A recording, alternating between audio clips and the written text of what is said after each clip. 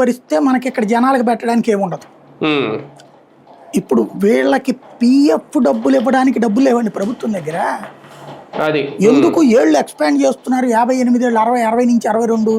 వాళ్ళ మీద ప్రేమ అనుకుంటున్నారు. ప్రేమ కాదు, పాడు కాదు. రిటైర్మెంట్ అయినప్పుడు 50 లక్షల నుంచి 1.5 2 కోట్ల దాకా ఇవ్వాల్సి వస్తుంది ఒక ఉద్యోగికి. ఆ డబ్బులు ఇస్తే వీళ్ళ లెక్క ఎట్లా ఉంది, మన సేటు గారి లెక్కలాగా ఉంది. 2 కోట్ల రూపాయలు ఆ ఉద్యోగికి ఇస్తే అతను ఏమన్నా నాకు ఓటేస్తాడా? ఈ 2 కోట్లు ఇట్లాగా 100 మంది ఎంప్లాయీస్, 100, 200, 200 కోట్లు, దాన్ని ఏ సంక్షేమ పథకానికి వస్తే వాళ్ళు కదా మనకు ఓటేసేది అనేది. అందుకనే జగన్ టైంలోనే ఆపేశారు చాలా మంది. బాబు వచ్చాక కొంతమంది బెనిఫిట్స్ రిలీజ్ చేశాడు. ఇప్పటికి కూడా అనేక మందిది రిటైర్ అయిపోయి ఏడాది అయినా కూడా జీతాలు రావట్లే, వాళ్ళకి పెన్షన్లు రావట్లా. వాళ్ళ రిటైర్మెంట్ బెనిఫిట్ లంసమ్ అమౌంట్ వస్తుంది కదా చివరి రోజున.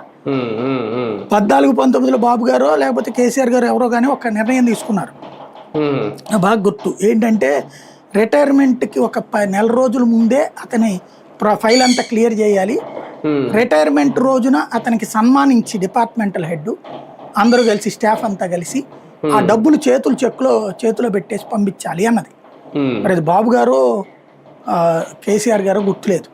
అప్పుడు చేశారు కొంతమంది, ఒక 5-6 10 మందికో 100 మందికో. కరెక్ట్గా ఎలక్షన్స్ ముందు జరిగింది అది. నేను అది చాలా సంతోషపడ్డాను ఒక ఉద్యోగికి. ఎందుకంటే ఆ ఉద్యోగి